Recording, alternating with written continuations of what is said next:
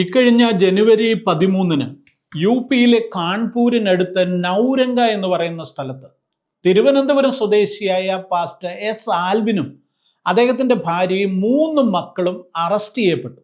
സ്വന്തം ഭവനത്തിൽ പതിവായി നടക്കുന്ന ഒരു പ്രാർത്ഥനയ്ക്കിടയിലേക്ക് ബജ്രംഗദൾ പ്രവർത്തകർ പോലീസുമായി വന്ന് ഇവരെ അറസ്റ്റ് ചെയ്തുകൊണ്ട് പോവുകയായിരുന്നു. മതപരിവർത്തന കുറ്റം ആരോപിച്ചാണ് ഇവരെ അറസ്റ്റ് ചെയ്യിച്ചത്. കസ്റ്റഡിയിലെടുത്ത് അന്ന് രാത്രി തന്നെ പാസ്റ്ററുടെ ഭാര്യയെയും മക്കളെയും പോലീസ് സ്റ്റേഷനിൽ നിന്ന് വിട്ടയച്ചു. എന്നാൽ പാസ്റ്റർ ആൽവിനെ ചില ദിവസങ്ങൾ തന്നെ കസ്റ്റഡിയിൽ വെച്ച ശേഷം വിട്ടയക്കുകയായിരുന്നു. ജാമ്യം ലഭിച്ച ശേഷം ഒരു ഹ്രസ്വ സന്ദർശനത്തിനായി അദ്ദേഹം സ്വദേശമായ തിരുവനന്തപുരത്തെത്തി. പാസ്റ്റർ ആൽവിനെയും കുടുംബത്തെയും കഴിഞ്ഞയാഴ്ച അവരുടെ തിരുവനന്തപുരം കരകുളത്തുള്ള ഭവനത്തിൽ ചെന്ന് സന്ദർശിക്കുവാൻ എനിക്ക് അവസരം ലഭിച്ചു. എന്നോടൊപ്പം തിരുവനന്തപുരത്തെ IPC ശുശ്രൂഷകന്മാരിൽ ഒരാളായ പാസ്റ്റർ KP രാജനും ഉണ്ടായിരുന്നു. ഞങ്ങൾ അദ്ദേഹവുമായിട്ട് ദീർഘമായി സംസാരിച്ചു. ശക്തമായ എതിർപ്പുകൾ അവിടെ ഉണ്ടെങ്കിലും ഉടൻ തന്നെ അതേ സ്ഥലത്തേക്ക് തന്നെ കുടുംബമായി മടങ്ങിപ്പോകുവാനും പ്രവർത്തനങ്ങൾ പുനരാരംഭിക്കുവാനുമാണ് പാസ്റ്റർ ആൽവിനും കുടുംബവും തീരുമാനിച്ചിരിക്കുന്നത്. പാസ്റ്റർ ആൽവിൻ്റെ വാക്കുകൾ നിങ്ങൾ കേൾക്കുക.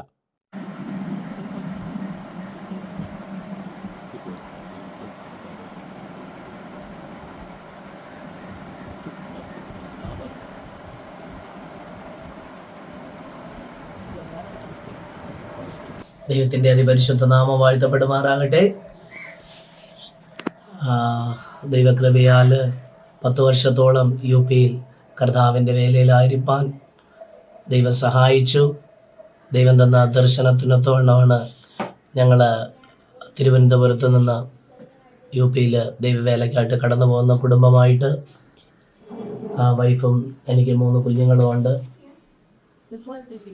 ഞങ്ങൾ ഒരുമിച്ച് അവിടെ ശുശ്രൂഷയിലായിരിക്കുന്നു.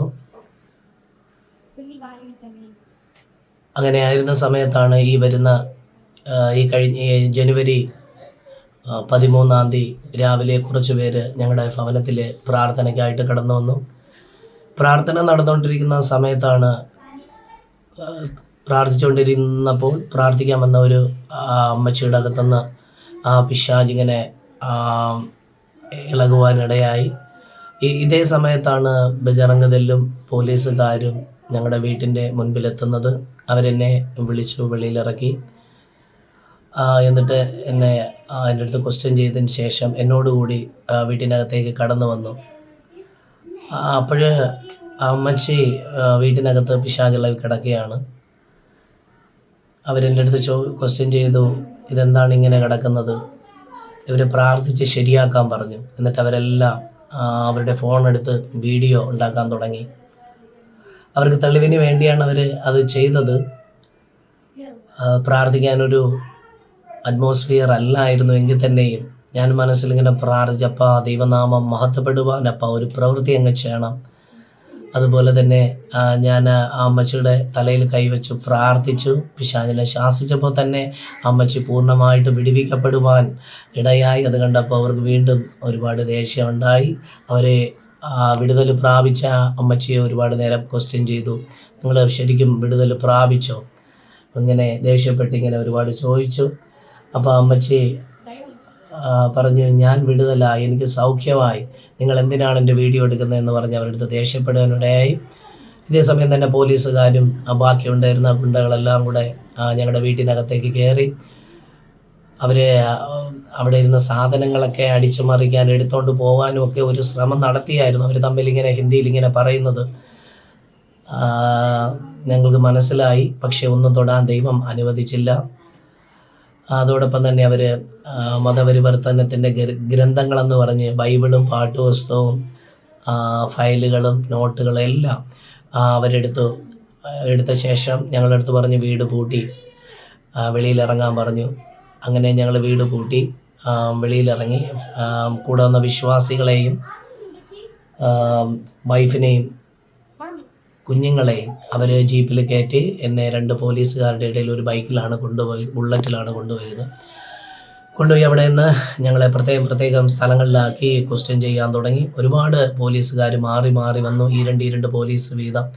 ഒത്തിരി നേരം അവരിങ്ങനെ ഒരേ മൊഴികളാണോ ഞങ്ങൾ 2 പേരും പറയുന്നതെന്ന് തിരിച്ചറിയാൻ കരുതി ഞങ്ങളുടെ വായിൽ നിന്ന് എന്തെങ്കിലും തെറ്റായിട്ട് വീഴാൻ വേണ്ടി അവരിങ്ങനെ, പക്ഷേ നമുക്ക് കള്ളം പറയാൻ വ്യവസ്ഥയില്ലാത്തത് കാരണം ഞങ്ങൾ രണ്ടുപേരും ഒരേ കാര്യം തന്നെയാണ് പറഞ്ഞത്. ഞങ്ങളൊന്നും മറച്ചൊന്നും വച്ചില്ല.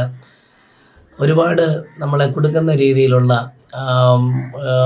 ചോദ്യങ്ങളൊക്കെ ഒത്തിരി ചോദിച്ചായിരുന്നു. കൂടെ വന്നവരെയും ചോദിച്ചായിരുന്നു. പക്ഷേ അവരൊന്നും ഞങ്ങൾക്ക് വിരോധമായിട്ട് ഒരു വാക്ക് പോലും, ഒരു മൊഴി പോലും അവർ പറഞ്ഞില്ല. അതുകൊണ്ട് അവർ തന്നെ കുറച്ച് കാര്യങ്ങൾ അവരുടെ രീതിയിൽ എഴുതി ചേർത്തു. അങ്ങനെ എന്നെ ക്വസ്റ്റ്യൻ ചെയ്തുകൊണ്ടിരിക്കുന്ന സമയത്താണ് ഈ ഭീം ആർമിയുടെ ഒരു നേതാവ് അതിനകത്ത് വരുവാനിടയായി തീർന്നു. അവർ പറഞ്ഞു, അവർ വന്നതിൻ്റെ കാരണം ഇതാണ്, ഈ എൻ്റെ വീട്ടിൽ പ്രാർത്ഥനയ്ക്ക് വന്നവരിൽ ചിലർ അവരറിയാമെന്നുള്ള പരിചയക്കാരായിരുന്നു. അങ്ങനെ ആ നേതാവ് എന്നെ ക്വസ്റ്റ്യൻ ചെയ്തുകൊണ്ടിരുന്നപ്പോൾ തന്നെ പോലീസുകാരുടെ അടുത്ത് വന്ന് സംസാരിച്ചു. നവരങ്കയിൽ നിന്ന് പിടിച്ച സ്ത്രീകളെയും കുട്ടികളെയും വിടണമെന്ന് പറയാനിടയായി തീർന്നു. അവർ പറഞ്ഞു, ഇപ്പം വിടാൻ പറ്റത്തില്ല, ക്വസ്റ്റ്യൻ ചെയ്തുകൊണ്ടിരിക്കുന്നേ ഉള്ളൂ, നിങ്ങൾ പുറത്ത് നിൽക്കാൻ പറഞ്ഞു. അങ്ങനെ അവരെല്ലാം കാത്തവിടെ നിന്നു. കുറച്ച് കഴിഞ്ഞപ്പോഴത്തേനും 6 പേരെയും, പ്രാർത്ഥനയ്ക്കായിട്ട് വന്ന 6 പേരെയും അവർ ഈ പുള്ളിക്കാരൻ ഇങ്ങനെ നിർബന്ധിച്ചത് കാരണം വിടുവാൻ ഇടയായി തീർന്നു. അത് കഴിഞ്ഞിട്ട് രാത്രിയായപ്പോൾ എൻ്റെ വൈഫിനെയും കുഞ്ഞുങ്ങളെയും പോലീസ് വണ്ടിയിൽ തന്നെ തിരിച്ചവരുടെ ഞങ്ങളുടെ വീട്ടിൽ കൊണ്ടു ചെന്നാക്കി. അന്ന് രാത്രി കഴിഞ്ഞു പിറ്റേ ദിവസമായപ്പോൾ പോലീസ് എന്നോട് പറഞ്ഞു, നിങ്ങൾക്ക് വിരോധമായിട്ട് ഒരു കേസും തെളിവില്ല, അതുകൊണ്ട് 2 ദിവസത്തിനകത്ത് നിങ്ങളെ വിടും എന്നിങ്ങനെ പറഞ്ഞായിരുന്നു. പക്ഷേ അവിടെ തന്നെ അന്ന് 2ാമത്തെ ദിവസം 14-ാം തീയതി രാത്രി നേരെ കൊണ്ടുപോയത് ജയിലിലായിരുന്നു. ജയിലിലെ അന്തരീക്ഷമൊക്കെ വെറും പൈശാചികവും ഭീകരവുമായിരുന്നു. കാരണം എല്ലാ ഈ റേപ്പ് കേസിലെ പ്രതികൾ, കൊലപാതകന്മാർ, മോഷണ കേസിലെ പ്രതികൾ, അങ്ങനെ വൻപൻ കുറ്റങ്ങളൊക്കെ ചെയ്ത ആൾക്കാരെ നടുവിലായിരുന്നു. ഒരു ഹോളിൽ 112ഓളം പേരുണ്ടായിരുന്നു. രാത്രി നേരെ കിടക്കാൻ അവർ സമ്മതിക്കത്തില്ല. ഒരു സൈഡ് ചരിഞ്ഞാണ് കിടത്തുന്നത്. കാരണം അത്രയും പേർക്ക് കിടക്കാനുള്ള സ്ഥലമില്ല. ഈ ക്രിമിനൽസ് ഇങ്ങനെ വന്നുകൊണ്ടിരിക്കും, രാത്രിയും പകലും ഒന്നില്ലാതെ ഇങ്ങനെ വന്നുകൊണ്ടിരിക്കും. അപ്പോൾ ഈ വരുന്നവർക്ക് കിടക്കാൻ വേണ്ടി ഇല്ലാത്ത സ്ഥലം ഉണ്ടാക്കണം. പക്ഷേ പൈസ കൊടുക്കുന്നവർക്ക് 4500 കൊടുക്കുന്നവർക്ക് അടിയില്ല, അവരെ കൊണ്ട് ജോലി ചെയ്യിക്കത്തില്ല. അവരെ ഒരു പ്രത്യേക സ്ഥലത്ത് സേഫായിട്ട് വെച്ചിരിക്കും. ഈ ജയിലിനകത്ത് ബാക്കി തടവുകാരെ നോക്കുന്നത് മുമ്പേ ഉണ്ടായിരുന്ന ഗുണ്ടകളാണ്. ഒരു ജീവപര്യന്തം പല തടവിലും പല വിഷയത്തിലും പിടിക്കപ്പെട്ടവരാണ് ഇതിനകത്തുള്ള ആൾക്കാരെ നോക്കുന്നത്. പോലീസ് വല്ലപ്പോഴേക്കേ വന്ന് കാര്യങ്ങൾ ചോദിച്ചിട്ട് പോകത്ത് മാത്രമേ ഉള്ളൂ. അങ്ങനെ ഇതിനകത്ത് ഭീകരാന്തരീക്ഷമൊന്നും അങ്ങോട്ടും ഇങ്ങോട്ടും ചീത്തവിളികളും ബഹളങ്ങളും ബീഡി വലിയും. ഇതിനകത്തൊക്കെ സിഗരറ്റ് പോലീസിൻ്റെ നിർദ്ദേശപ്രകാരമാണ് വിൽക്കാൻ 2-3 പ്രാവശ്യം സെല്ലിനകത്ത് ആൾക്കാർ വരും ഈ ജയിലിനകത്ത്.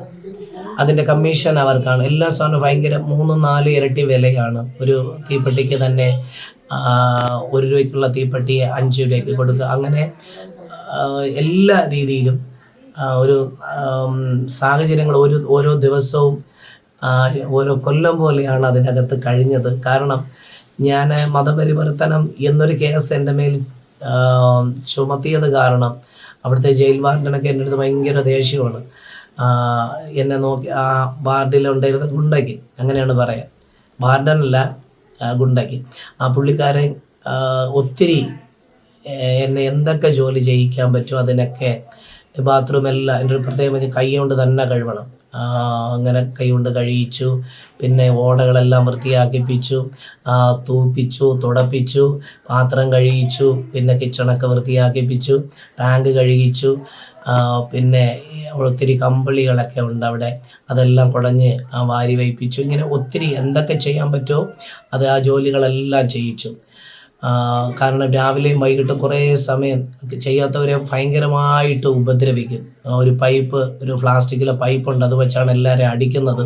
അതുപോലെ തന്നെ രാത്രിയിൽ ഇതിനകത്ത് സ്ഥലം വന്നില്ലെങ്കിൽ രാത്രി ഒന്ന് ഉറങ്ങി വരുമ്പോഴായിരിക്കും അടി കിട്ടിയപ്പോഴായിരിക്കും ചാടി അഴിക്കുന്നത് ആൾക്കാർ. കാരണം എന്തിനാണ് അടിച്ചതെന്ന് അറിയത്തില്ല. ഈ ആദ്യമായിട്ട് കൊണ്ടുവരുന്നവരെ മറ്റവരെ മുമ്പായിട്ട് അടിക്കും. അവർക്ക് പൈസയ്ക്ക് വേണ്ടിയിട്ടാണ് ഇവരെ അടിക്കുന്നതല്ല. ഈ പേടിച്ച് അവർ ഉള്ളവർ പൈസ കൊടുക്കും, അല്ലെങ്കിൽ ആരെങ്കിലും ബന്ധുക്കൾ വരുമ്പോൾ അവരിൽ നിന്ന് വാങ്ങിച്ച് പൈസ കൊടുക്കും. പിന്നെ പാവപ്പെട്ട ക്രിമിനലാണെങ്കിൽ അവരിൽ കൊടുക്കാൻ പൈസ ഇല്ലാത്തത് കാരണം അടി സഹിക്കുകയല്ലാതെ വേറെ വഴിയില്ല. ഒരുപാട് പേര് അതിനകത്തിട്ട് മൃഗീയമായിട്ട് രണ്ട് ഗുണ്ടകളും കൂടെ ചേർന്ന് ഉപദ്രവിക്കുകയൊക്കെ ചെയ്യുന്ന ഭീകരമായിട്ടുള്ള ഒരു അന്തരീക്ഷമായിരുന്നു. പക്ഷെ നമുക്കറിയത്തില്ല എന്ത് കാരണത്താൽ ഇവരടിക്കുന്ന, കാരണം ഉണ്ടാക്കിയ അടിക്കും. ഒത്തിരി ജോലി ചെയ്യിപ്പിച്ചു. പക്ഷെ 17-ാം തീയതി ആയപ്പോൾ ജില്ലാ മജിസ്ട്രേറ്റിൻ്റെ അടുത്ത് തന്നെ കൊണ്ടുപോയായിരുന്നു. 2 കയ്യിൽ വലിയ തുടല് പോലെയുള്ള ചങ്ങല കെട്ടി പോലീസുകാർ വലിച്ചുകൊണ്ട് പോകുന്ന ഒരു സന്ദർഭം ഉണ്ടായി. പക്ഷേ കർത്താവിന് വേണ്ടി കഷ്ടം സഹിക്കുന്നത് വരം എന്ന് പൗലോസ് അപ്പോസ്തലൻ പറഞ്ഞതുപോലെ അവരനുഭവിക്കാനൊക്കെ അത് മുഖാന്തരമുള്ള എല്ലാ അനുഗ്രഹങ്ങളും നന്മകളൊക്കെ അനുഭവിക്കുവാനും ദൈവം സഹായിച്ചു. സ്വർഗത്തിൽ പ്രതിഫലം കിട്ടുന്ന ഹല്ലേലൂയ ദൈവത്തിന് വേണ്ടിയുള്ള കഷ്ടം സഹിക്കാനും കർത്താവ് സഹായിച്ചു. ഈ വിഷയങ്ങൾ വരുന്നതിന് മുമ്പേ 5 ദിവസത്തിന് മുമ്പേ ദൈവത്തിൻ്റെ ആത്മാവ് എന്നെ ഇത് കാണിച്ചായിരുന്നു. അപ്പോൾ തന്നെ ഞാൻ പിറ്റേ ദിവസം ഷിനിയെടുത്ത് പറഞ്ഞു, ഷിനി എൻ്റെ വൈഫിനോട് പറഞ്ഞായിരുന്നു, ഇങ്ങനെ ഒരു വിഷയം ദൈവത്തിൻ്റെ ആത്മാവ് കാണിച്ചു, അതുകൊണ്ട് ശക്തമായിട്ട് പ്രാർത്ഥിക്കുക.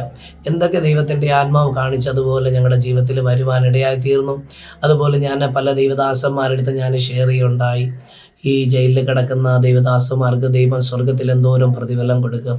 അപ്പോൾ എൻ്റെ ജീവിതത്തിൽ ഞാൻ ആഗ്രഹിച്ചിരുന്നു. കാരണം നമ്മളൊരു കാര്യം അനുഭവിക്കാതെ മറ്റൊരാൾ കിടക്കുന്ന പൊസിഷൻ ഏതാണ്, അവരുടെ തല നമുക്ക് തിരിച്ചറിയാൻ പോലും പറ്റത്തില്ല. നമ്മൾ പ്രാർത്ഥിക്കുന്നുണ്ട് ജയിലിലാണെന്ന്, ഒത്തിരി ദൈവദാസന്മാർ ജയിലിലാണെന്ന് അറിയാം. പക്ഷേങ്കിലും അവരനുഭവിക്കുന്ന വേദനകളും കഷ്ടപ്പെടലും ഒറ്റപ്പെടലും അവരെയൊക്കെ കൊലപാതക കുറ്റം ചെയ്യുന്നവരെ പോലും നോക്കാത്ത രീതിയിലാണ് കൊണ്ടുപോകുന്നത്. എന്നെ ഇങ്ങനെ 50ഓളം കിലോമീറ്ററുള്ള ബസ്സിലും ട്രെയിനിലും റോഡിലൂടെയൊക്കെ അവരിങ്ങനെ ചങ്ങലയിൽ കൊണ്ടുപോകുമ്പോൾ ആളുകളെല്ലാം ഇങ്ങനെ നോക്കിയായിരുന്നു. അപ്പോഴേക്കും ഞാൻ എൻ്റെ അകത്തിങ്ങനെ ശരിക്കും ദൈവസ്നേഹവും വചനമൊക്കെ കർത്താവ് ഇങ്ങനെ ദൈവസാന്നിധ്യം കൂടെ ഇരുന്നത് കാരണം എനിക്ക് നല്ല സന്തോഷാകത്ത് തോന്നി. കാരണം ഇതിനൊക്കെ സ്വർഗത്തിൽ എനിക്ക് പ്രതിഫലം ഉണ്ടല്ലോ.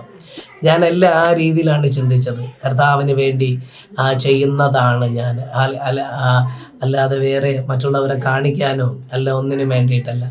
അങ്ങനെ ഇരിക്കെ ഇവർക്ക് എൻ്റെ വൈഫിന് കർത്താവ് ഇത് സംബന്ധിച്ച് ഒത്തിരി വചനങ്ങൾ തന്നായിരുന്നു. ക്രിസ്തുയേശുവിന് വേണ്ടി ക്രിസ്തുയേശുവിൽ ഭക്തിയോടെ ജീവിക്കുന്നവർക്ക് എല്ലാ കഷ്ടതയും ഉണ്ടാകും. നമ്മൾ വെളിപ്പെടുവാനുള്ള തേജസ് വിചാരിച്ച ഈ ലോകത്തിലെ കഷ്ടങ്ങൾ സാരമില്ല. അതുപോലെ നീതി നിമിത്തം ഉപദ്രവിക്കപ്പെടുന്നവർ ഭാഗ്യവാന്മാർ. നിങ്ങളെ പള്ളികളിലും കോൾമയിലും കൊണ്ടുപോകുമ്പോൾ നിങ്ങൾ സന്തോഷിച്ചതുള്ളൂ. ഇങ്ങനെയുള്ള ഒത്തിരി വചനങ്ങൾ, ഒത്തിരി വചനം ദൈവത്തിൻ്റെ ആത്മാവ് ഇങ്ങനെ അതൊക്കെ എന്നെ കാണിച്ചിങ്ങനെ എന്നെ ഉത്സാഹപ്പെടുത്തിക്കൊണ്ടിരുന്നു. അതുപോലെ ഞാൻ പോലീസ് സ്റ്റേഷനിലായിരുന്ന സമയത്ത് എനിക്ക് പോലും അറിയത്തില്ല, സെല്ലിനകത്ത് ഒരു മനുഷ്യനുണ്ടായിരുന്നു. നേരത്തെ സ്റ്റേഷൻ്റെ വെളിയിലാണ്, ഈ സെല്ലിന് വെളിയിലാണ് എന്നെ ഇരുത്തിയിരുന്നത്. രാത്രിയായപ്പോൾ സെല്ലിനകത്തിട്ട് പൂട്ടി. അപ്പോഴാണ് ഞാനകത്ത് ഒരു മനുഷ്യൻ ചുരുണ്ടുകൂടി കിടക്കുന്ന കണ്ടത്. തണുപ്പ നല്ല തണുപ്പുള്ള സമയമാണ്. അപ്പം ഞാൻ സ്റ്റേഷനിൽ ചെന്നിരുന്നത് മുതലിരുന്ന് മുട്ടിൽ നിന്നങ്ങ് പ്രാർത്ഥിക്കുക. അപ്പോൾ ഇയാൾ എന്താ ചെയ്യുന്നതെന്നിങ്ങനെ പല പോലീസുകാർ വന്ന് ഞാനതൊന്നും ശ്രദ്ധിക്കാൻ പോയില്ല. ഞാൻ അങ്ങനെ ഇരുന്നങ്ങനെ പ്രാർത്ഥിച്ചുകൊണ്ടിരിക്കുകയായിരുന്നു. സെല്ലിനകത്ത് പോയിരുന്ന് ഞാൻ അങ്ങനെ പ്രാർത്ഥിച്ചുകൊണ്ടിരുന്നപ്പോഴാണ് ഈ സഹോദരനെ കാണുന്നത്. ഇത് കാണാതെ പോയ ഒരു കുഞ്ഞാടായിരുന്നു. ബൈബിളിലെ വചനം പറയും പോലെ കാണാതെ പോയതിനെ തിരഞ്ഞ് രക്ഷിപ്പാനല്ലോ മനുഷ്യപുത്രൻ വന്നതെന്ന് വചനം പോലെ ഈ സഹോദരൻ എന്നെ കണ്ട് പാസ്റ്ററാണോ എന്ന് ചോദിച്ചു. പുള്ളിക്കാരൻ്റെ വീട്ടിലുള്ള എല്ലാവരും യേശുവിനെ അറിഞ്ഞത്, യേശുവിനെ ആരാധിക്കുന്ന വിശ്വസിക്കുന്ന ഒരു കുടുംബമായിരുന്നു. പക്ഷേ എന്തോ ഒരു കേസിൽ പുള്ളിക്കാരനെ ഇതിനകത്ത് ഇട്ടിരിക്കുകയായിരുന്നു. പുള്ളിക്കാരൻ്റെ അടുത്ത് വന്ന് കരഞ്ഞ്, അപ്പം ഞാൻ പറഞ്ഞു, നീ ചെയ്തത് തെറ്റാണ്, പക്ഷേ നിന്നെ വിടുവിക്കാൻ ഒരു യേശുവുണ്ട്, നിൻ്റെ പാപത്തിന് വേണ്ടിയാണ് യേശു മരിച്ചത്. അപ്പോൾ എനിക്കൊരു കാര്യം തിരിച്ചറിയാൻ പറ്റി, ദൈവം എന്നെ എവിടെയെങ്കിലും കൊണ്ടുപോയെങ്കിൽ അതിൻ്റെ പിന്നിൽ ദൈവത്തിനൊരു ഉദ്ദേശമുണ്ട്. അപ്പം അതുപോലെ ഞാൻ പുള്ളിക്കാരൻ കരയുകയും പ്രാർത്ഥിക്കുകയും ഞാൻ പാപക്ഷമയുടെ വാക്യങ്ങൾ പറഞ്ഞു കൊടുക്കുകയും തൻ്റെ ലംഘനങ്ങളെ മറക്കുന്നവന് ശുഭം വരികയില്ല, ഏറ്റുപറഞ്ഞ് തൻ്റെ ജീവിതത്തിൽ ഇതുവരെ വന്നുപോയ കുറവുകളെല്ലാം ഏറ്റുപറഞ്ഞ് ഉപേക്ഷിക്കുക, ഇതിനകത്ത് നിനക്ക് ദൈവത്തിൻ്റെ ഒരു നീതി ലഭിക്കുമെന്നൊക്കെ പറഞ്ഞ് ഒത്തിരി അവനെ ബലപ്പെടുത്തുവാൻ സഹായിച്ചു. അത് കഴിഞ്ഞിട്ട് ആ മനുഷ്യൻ പറഞ്ഞത്, ഞാൻ വെളിയിറങ്ങുമ്പോൾ എൻ്റെ വീട്ടിൽ വെച്ച് മീറ്റിംഗ് നടത്താൻ പാസ്റ്റർ വരണം, അങ്ങനെ പറഞ്ഞിട്ടാണ് പോയത്. അത് കഴിഞ്ഞ് എന്നെ ജയിലിൽ കൊണ്ടുപോയി അവിടെ കുറച്ച് പേരുണ്ടായിരുന്നു. അവരെല്ലാം എന്നോട് സംസാരിച്ചു, നിങ്ങൾ ഈ ജയിലിൽ അടയ്ക്കാൻ തക്കവണ്ണം നിങ്ങളൊരു തെറ്റും ചെയ്തില്ലല്ലോ എന്നിങ്ങനെ ഒത്തിരി പേര്. ഇതൊരു പാവമാണ്, ഇതെല്ലാവരും ചെയ്യുന്ന കാര്യമല്ലേ. മുസ്ലിങ്ങളായിരുന്നാലും ഹിന്ദുക്കളായിട്ടുള്ള സഹോദരങ്ങളായിരുന്നാലും എല്ലാവരും എന്നെ വെറുതെ പിടിച്ചിട്ടേ ഇരിക്കുന്നതിൽ അവർക്ക് തന്നെ അത്ഭുതം തോന്നി. അതിലൊരു മുസ്ലിം സഹോദരൻ ഉണ്ടായിരുന്നു. ആ പുള്ളിക്കാരൻ ഈ ജയിലിൽ നിന്ന് ഇറങ്ങിയിട്ട് ഒരാളെ കൊന്നിട്ട് തിരിച്ചു വരാൻ വേണ്ടി റെഡിയായിട്ടിരിക്കുകയായിരുന്നു. ആ പുള്ളിക്കാരൻ എൻ്റെ അടുത്ത് പറഞ്ഞു, ഞാൻ തിരിച്ചു വരും, പോയിട്ട് ഞാൻ തിരിച്ച് ഇതിനകത്ത് തന്നെ വരും, ഞാൻ അവനെ കൊല്ലും എന്നിങ്ങനെയൊക്കെ പറഞ്ഞു. അപ്പോൾ ഞാൻ മനുഷ്യൻ്റെ അടുത്ത് പറഞ്ഞു, നിങ്ങളെ കാത്തിരിക്കുന്ന ഒരു ഭാര്യയുണ്ട്. ഞാൻ ആ പുള്ളിക്കാരൻ്റെ കൈയെടുത്ത് എൻ്റെ കയ്യിൽ വെച്ച് ഞാനിങ്ങനെ പറഞ്ഞു, ബ്രദറെ ഇനി ചെയ്യരുത്, നിങ്ങളൊന്ന് ക്ഷമിക്കാൻ തയ്യാറായാൽ ദൈവം നിങ്ങളുടെ ജീവിതത്തിൽ വലിയ കാര്യങ്ങൾ ചെയ്യും. നിങ്ങളൊന്ന് മറക്കാൻ തയ്യാറായാൽ ദൈവം നിങ്ങളുടെ ജീവിതത്തിൽ പുതിയൊരു ജീവിതം നിങ്ങൾക്ക് തരും. നിങ്ങളെ കാത്തിരിക്കുന്ന 1.5 വയസ്സുള്ള ഒരു മോളുണ്ട് നിങ്ങൾക്ക്. ഞാനിതൊക്കെ പറയുമ്പോൾ ഈ പുള്ളിക്കാരൻ്റെ നെഞ്ചൊക്കെ ഇങ്ങനെ വിങ്ങുന്നത് പരിശുദ്ധാത്മാവ് എന്നെ കാണിച്ചു. പുള്ളിക്കാരൻ എൻ്റെ കണ്ണുകളിൽ പല പ്രാവശ്യം ഇങ്ങനെ നോക്കിയിട്ട് പുള്ളിക്കാരൻ എൻ്റെ അടുത്ത് പറഞ്ഞൊരു കാര്യമുണ്ട്. ബൈബിളിലെ വചനം പോലെ തളർന്നിരിക്കുന്നവരെ വാക്കുകൊണ്ട് താങ്ങുവാൻ ശിഷ്യൻ്റെ നാവ് കർത്താവ് തന്നെന്ന് വചനം പോലെ കർത്താവ് അനേകരെ അതിനകത്തിട്ട് ഉറപ്പിക്കുക. പുള്ളിക്കാരൻ പറഞ്ഞു, ഞാനിനി തിരിച്ചതിനകത്ത് വരത്തില്ല, ഞാൻ ഇതിൻ്റെ കേസിൻ്റെ വഴക്കിൻ്റെ പുറകിൽ പോകത്തില്ല, ഞാൻ എൻ്റെ കുടുംബത്തിന് വേണ്ടി ജീവിക്കും. തീർച്ചയായിട്ടും ദൈവം മകൻ്റെ ജീവിതത്തിൽ ഒരു പ്രവൃത്തി ചെയ്ത് ഒരു രൂപാന്തരം വരുത്തി. അതുപോലെ ആ പുള്ളിക്കാരൻ മറ്റുള്ളവരുടെ അടുത്ത് പറഞ്ഞു, ഈ മനുഷ്യൻ്റെ അടുത്ത് വന്നിരിക്കുന്ന നിങ്ങളുടെ ജീവിതം മാറും. അങ്ങനെ ഒരുപാട് പേര് വന്ന് എൻ്റെ അടുത്ത് വന്നിരുന്ന് സംസാരിക്കാൻ തുടങ്ങി. എല്ലാം കൊടും കുറ്റവാളികളായിട്ടുള്ള മർഡർ കേസിലെ പ്രതികളൊക്കെ വന്നിരുന്ന് അടുത്തിരുന്ന് കരയാൻ തുടങ്ങി. ഞാൻ തീർച്ചയായിട്ടും ഓരോ ദിവസവും ഞാൻ എഴുതിച്ചെന്ന് പ്രാർത്ഥിക്കും, അപ്പം എന്നെ എന്തിനാണ് ഇതിനകത്ത് കൊണ്ടുവന്നത്, അതെന്നിലൂടെ അപ്പം ചെയ്യണം. ദൈവത്തിൻ്റെ വലിയ സാന്നിധ്യം അതിനകത്തും ഒരു കാരണം അതിനകത്തെല്ലാം പൈശാചികത നിറഞ്ഞ സ്ഥലമാണത്. അതിനകത്ത് ആരും മുഖത്തൊരു പ്രത്യാശയോ ഒരു സന്തോഷമോ ഒന്നും എനിക്ക് കാണാൻ പറ്റിയില്ല. കാരണം അതിനകത്ത് നിരപരാധികളായ ഒരുപാട് പേര് കിടപ്പുണ്ട്. വെറും ചോദ്യം ചെയ്തിട്ട് വിടാമെന്ന് പറഞ്ഞ് പോലീസ് കൊണ്ടിട്ടിരിക്കുന്ന, കേസ് പോലും തെളിയിക്കാത്ത എത്രയോ കേസുകൾ അവരുടെ മേൽ കൊണ്ടാക്കി അങ്ങനെ വെച്ചിരിക്കുന്ന ഒത്തിരി നിരപരാധികളായ തടവുകാർ അതിനകത്തുണ്ടായിരുന്നു. ഒരുപാട് പേരെൻ്റെ അടുത്തിരുന്ന് കരയാൻ തുടങ്ങി. ഒരുപാട് പേരെൻ്റെ അടുത്തിരിക്കാൻ പറയും, നിങ്ങൾ അടുത്തിരിക്കുമ്പോൾ എനിക്ക് എന്തെന്നില്ലാത്ത ആശ്വാസം കിട്ടുന്നു.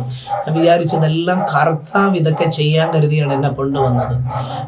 കാരണം ഒരു മനുഷ്യ സർവ്വലോകവും നേടിയാലും അവൻ്റെ ആത്മാവിനെ നഷ്ടമായാൽ എന്ത് പ്രയോജനം? അതൊരു മനുഷ്യൻ്റെ വില സർവ്വലോകത്തിൻ്റെ വിലയായിരിക്കുക. കർത്താവ് അങ്ങനെ ഒരു പ്രവൃത്തി ചെയ്യാനിടയായി തീർന്നു. അത് കഴിഞ്ഞ് വീണ്ടും ഞങ്ങൾ 20-ാം തീയതി രാവിലെ 6:30 മണിയായപ്പോൾ ഞാൻ പ്രാർത്ഥിച്ചു കൊണ്ടിരിക്കുകയായിരുന്നു. 4:30 മണിയായപ്പോൾ പ്രാർത്ഥിച്ചു കൊണ്ടിരിക്കുകയായിരുന്നു. അപ്പോൾ 6:30 കഴിഞ്ഞപ്പോഴത്തെ സമയത്തേനും ഒരു പോലീസുകാരൻ വന്നിങ്ങനെ പറഞ്ഞു, എൻ്റെ പേര് വിളിച്ചു, ആൽബിൻ. പേര് വിളിച്ചിട്ട് പറഞ്ഞു, നിനക്ക് റിലീസ് നോട്ടീസ് വന്നിട്ടുണ്ട്. കാരണം എനിക്ക് ഒരു കാരണവശാലും വിശ്വസിക്കാൻ പറ്റത്തില്ല. ഇങ്ങനത്തെ ഒരു കേസ്, അങ്ങനത്തെ കേസുകളാണ് ചുമത്തി എന്നെ ജയിലിനകത്തിട്ടിരുന്നത്.